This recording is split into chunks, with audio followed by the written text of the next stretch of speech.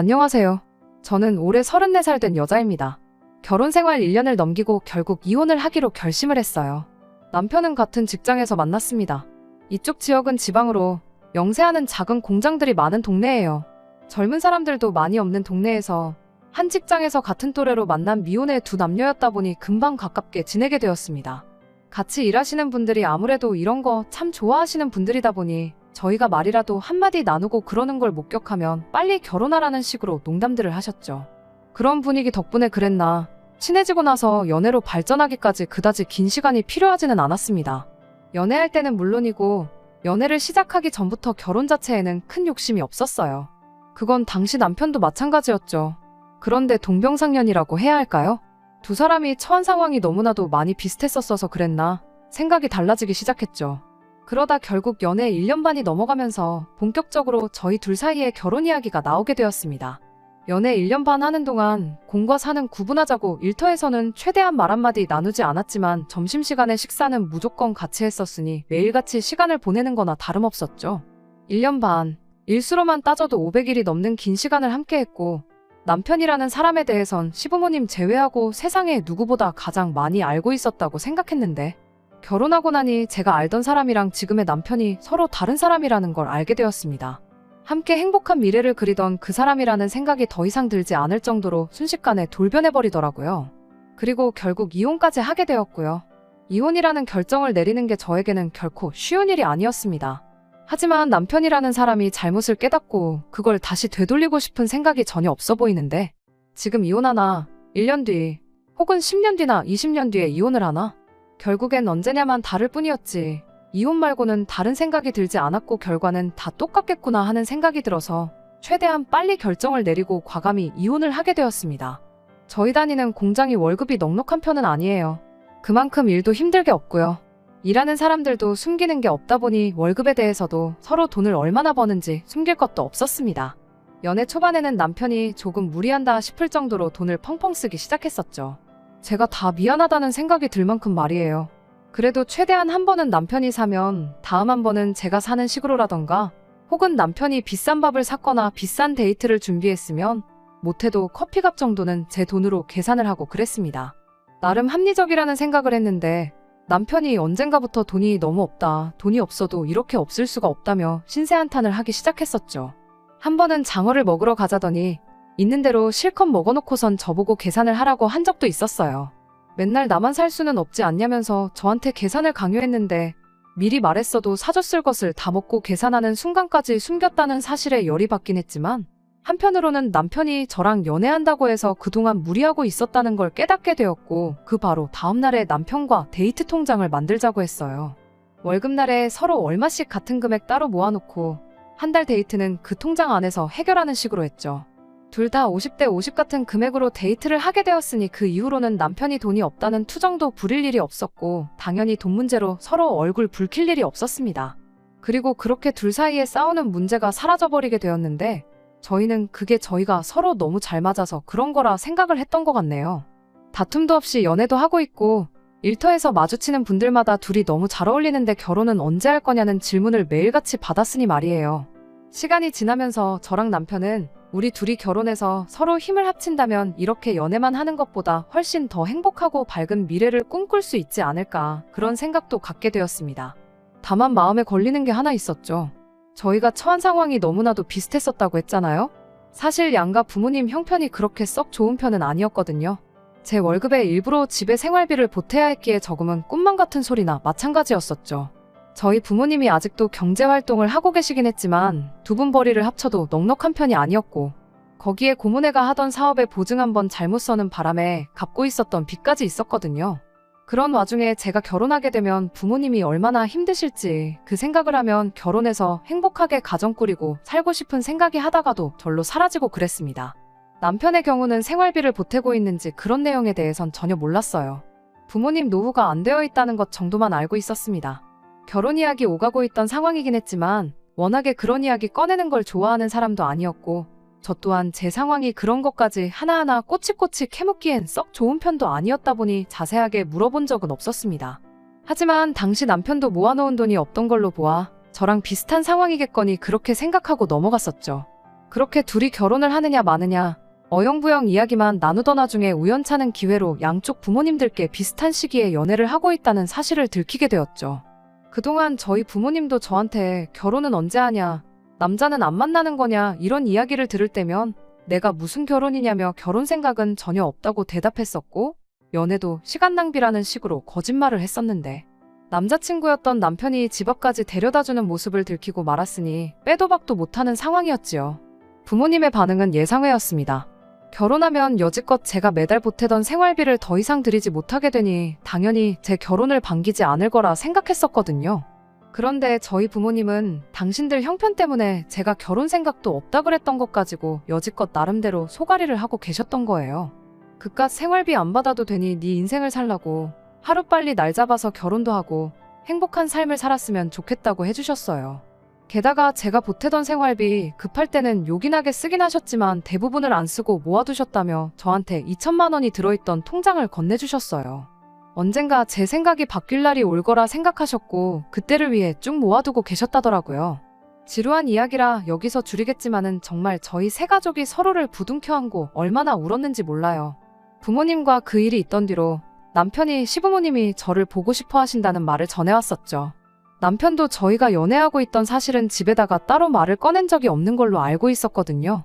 그때는 딱히 다른 생각을 하지는 않았습니다.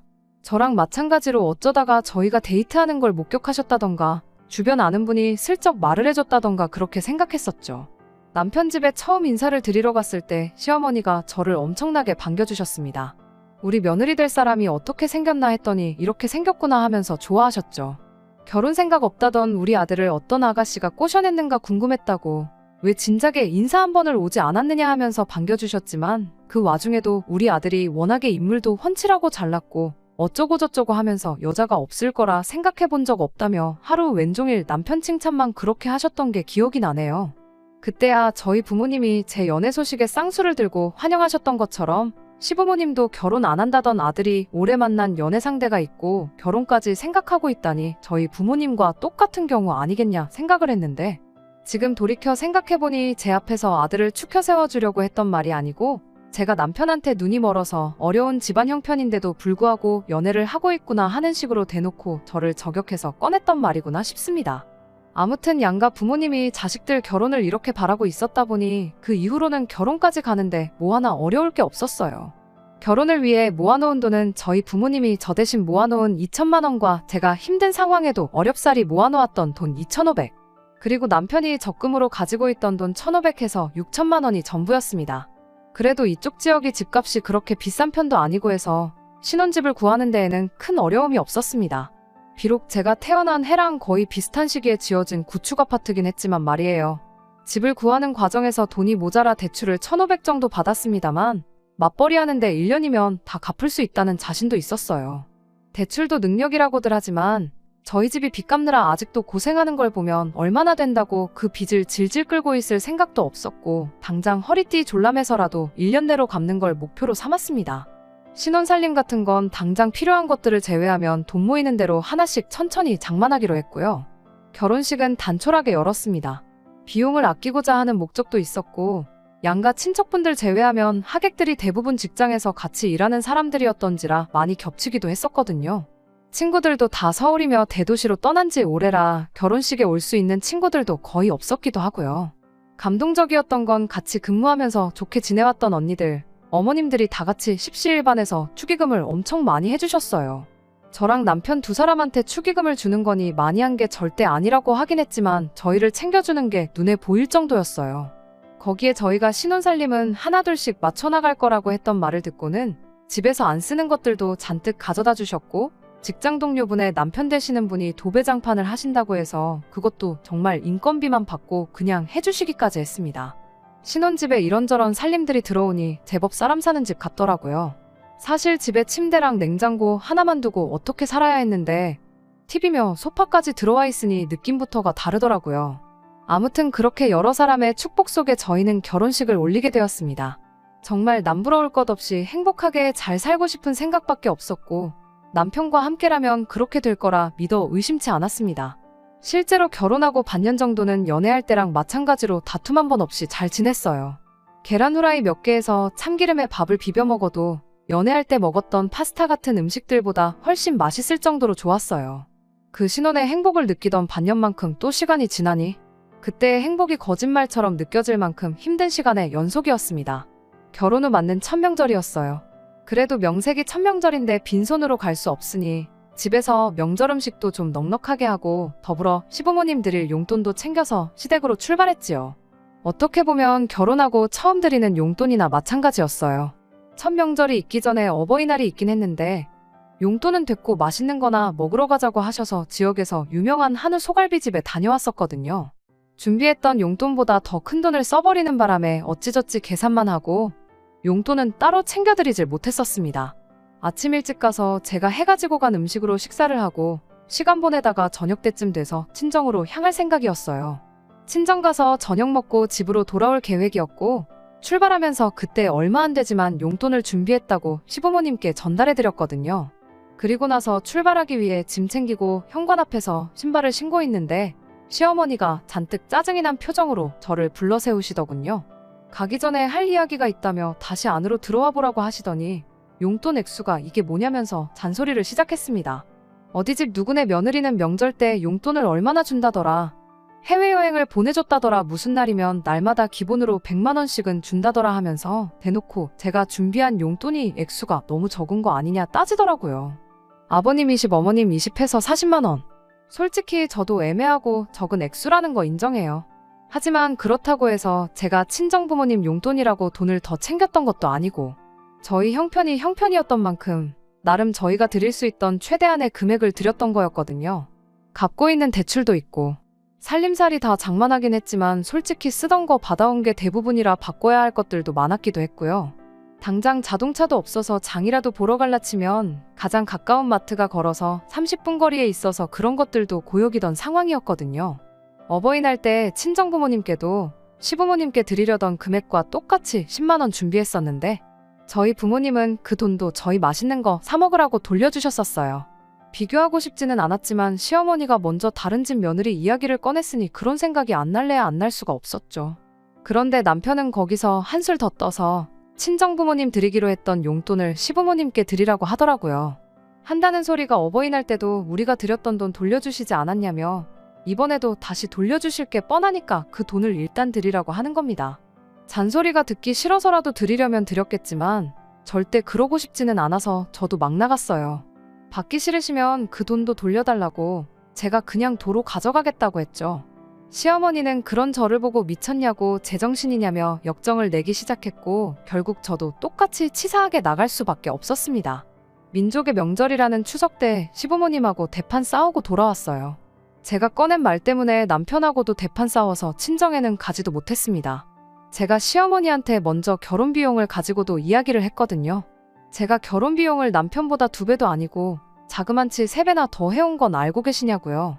남자가 집 사오고 여자가 혼수 채우는 게 아무리 옛말이라지만 반반 결혼도 못했는데 저희가 어떻게든 부모님 부담 안 드리고 잘 살아보겠다 발버둥치는데 그게 그렇게 서운하셨냐고 저도 똑같이 서운하다고 한마디 했거든요.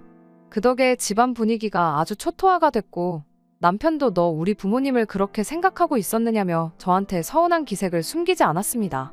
그렇게 남편하고도 한동안 냉전 상태로 말도 안 하고 지냈죠.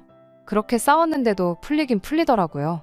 서로 내가 잘못했네, 내가 너무했네 하면서 사과를 한 건 아니에요. 여전히 시부모님은 저한테 열이 받을 대로 받아서 연락도 안 하던 상황이 돼버리고 말았지만 그렇다고 저희끼리도 말 안 하고 지낼 수는 없었으니 어물쩡 화해를 하게 되었습니다. 차라리 남편과 풀었을 때 확실히 짚고 넘어갔어야 했을까요? 결국 이게 빌미가 되어 이혼까지 하게 된 게 아닌가 하는 생각이 들기도 합니다. 시댁과 연을 끊다시피 했지만 그건 단지 시어머니와 저 둘 사이의 문제였지. 남편과 시어머니는 계속해서 연락을 하고 있던 상황이었지요. 제가 시어머니와 그렇게 되었다고 남편도 덩달아 연을 끊고 살게 할 생각은 추호도 없었어요. 그냥 언젠가 시어머니가 제가 그 아끼는 아들과의 행복한 미래를 위해 어쩔 수 없이 그랬었구나 하고 알아주기를 바랄 뿐이었죠. 그리고 제가 결혼할 당시에 신혼집 구한다고 대출받으며 맹세한 대로 결혼 1년 만에 얼마 안 되는 돈이긴 했지만 그때 받은 대출금을 다 갚아버리게 되었어요.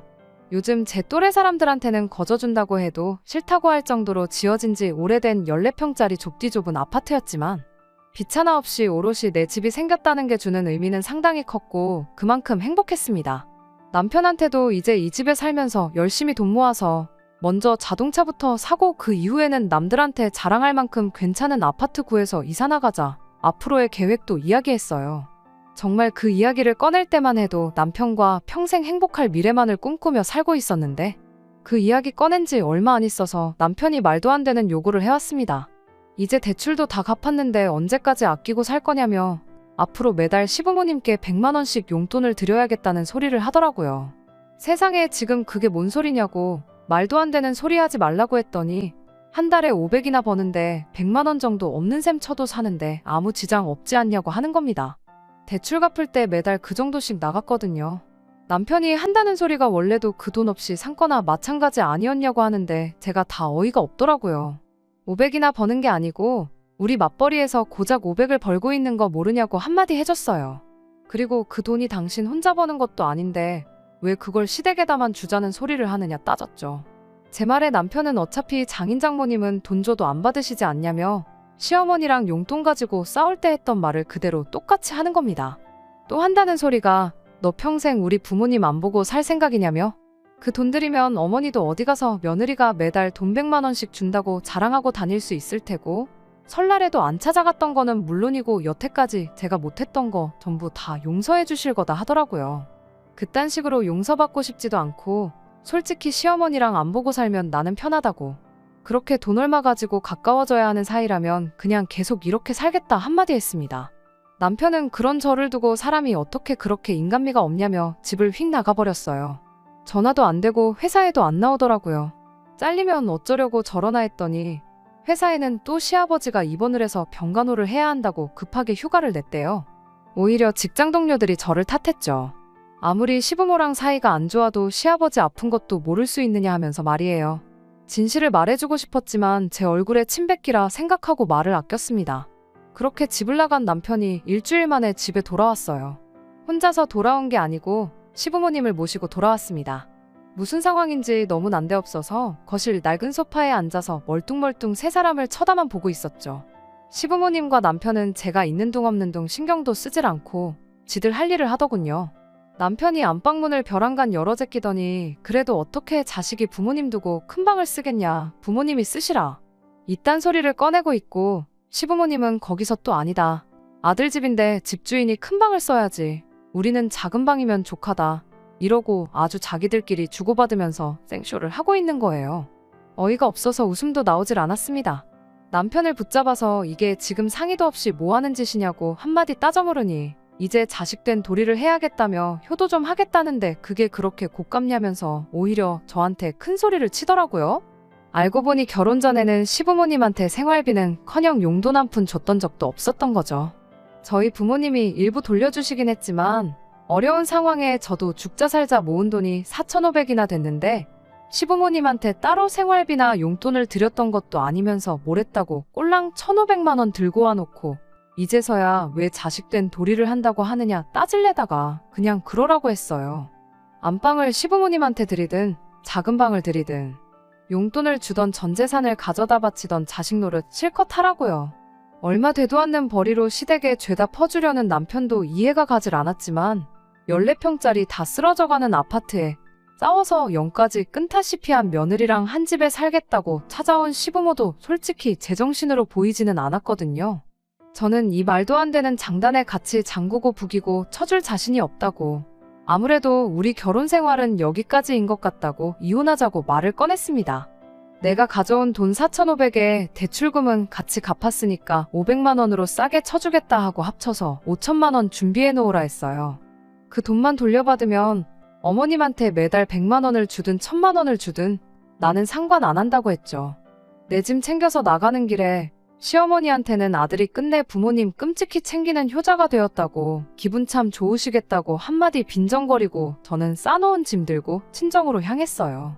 친정부모님은 많이 놀라신 듯 했고 처음에는 어떻게 잘 풀어보란 듯이 말씀하셨지만 무슨 일이 있었는지 전부 다 이야기를 들으니 화해할 것도 없다고 요즘 이혼이 뭐 흠이나 되냐면서 하루빨리 이혼하라고 제 편을 들어주셨네요. 이 상황을 들은 직장 동료분들도 비슷한 반응이었는데 상황을 듣더니 단체로 남편한테 가서 한마디 해주고 왔네요. 우리가 니들 행복하라고 그 돈을 만들어 축의금을 해주고 살림살이들도 나눠줬지 이혼하라고 준 거 아니라고. 자초지종 네 상황 들어볼 것도 없이 남편인 너가 잘못해서 이혼하게 된 거니 축의금은 언제까지 해서 자기들한테 환불하라고 한마디 쏘아붙이더라고요. 남편은 그 사이에서 찍소리도 못하고 깨갱거리고 있다가 얼마 뒤에 저한테 미안하다고 연락이 왔어요. 짐 싸서 찾아왔던 시부모님도 다시 짐 챙겨서 집으로 돌아가셨다. 자기가 잠깐 여태껏 부모님한테 못했던 거 생각했더니 정신이 어떻게 됐었나 보다 하면서 싹싹 비는 거 아니겠어요? 그토록 원하던 삶을 살게 해준 건데 왜 이제 와서 후회한다고 그러냐고. 언제가 되었든 간에 자식의 도리를 해야 할 날이 찾아오지 않겠냐고. 그때 가서 이혼하나 지금 이혼하나 나는 다를 거 하나 없으니 그냥 지금 이혼하자고 했어요. 그게 아니면 결혼기간 꽉꽉 채워서 지금 돌려받아야 할 돈에 더불어 위자료까지 팍팍 뜯어내겠다고요. 그럴 일이야 없겠지만 여차하다 애라도 생기면 위자료는 물론이고 양육비까지 싹 다 털어갈 테니 사랑구실이라도 하고 살고 싶으면 지금 이혼하자고 했죠. 그렇게 제 짧은 결혼 생활은 막이 내리고 말았습니다. 돈은 어떻게 돌려받으려나 걱정이 되긴 했어요. 그도 그럴 게 저희야 돈이 없었던 특수한 케이스여서 그렇지. 그 집이 워낙에 매매가 안 되는 매물이거든요. 주변에 재개발할 건덕지도 없고 오래돼서 아무도 사고 싶지 않아 하는 그런 아파트요. 어떻게 손해라도 크게 봐서 그 집 팔아가지고 제 돈을 마련해올 줄 알았는데 시부모님 살고 있는 집 전세금 빼서 제 돈을 해줬네요. 시부모님 소원대로 아들 명의 집에 들어가서 살게 된 거나 마찬가지죠. 물론 거기에는 아들 대신 효도해줄 며느리가 없다는 사실만 제외하면 말이에요. 이혼하면서 가장 두려웠던 게 결국 회사에서 매일같이 남편을 마주해야 한다는 사실이었는데 이것도 곧 해결될 것 같습니다. 남편이 다른 공장을 알아보고 있다는 소식을 들었거든요. 아프지도 않은 아버님 핑계로 장기휴가를 냈던 것부터 시작해서 저랑 있었던 일까지 아주 회사에서 사람 다시 봤다고 인망이 뚝 떨어져 버리고 말았거든요. 속이 후련하긴 하지만 제가 이혼을 하게 되었다는 사실은 변하지 않을 거 알고 있어요. 그래도 다시 한번 열심히 행복해지려고 노력해볼 계획입니다. 적어도 말도 안 되는 효도에 눈이 멀어서 모든 걸 잃고 저까지 잃어버린 어리석은 남편보다는 더 행복하기 위해서라도 말이에요. 끝까지 들어주셔서 감사합니다. 오늘의 사연은 여기까지입니다. 구독과 좋아요, 알람 설정 부탁드리고 더 좋은 사연으로 다시 찾아뵙겠습니다. 감사합니다.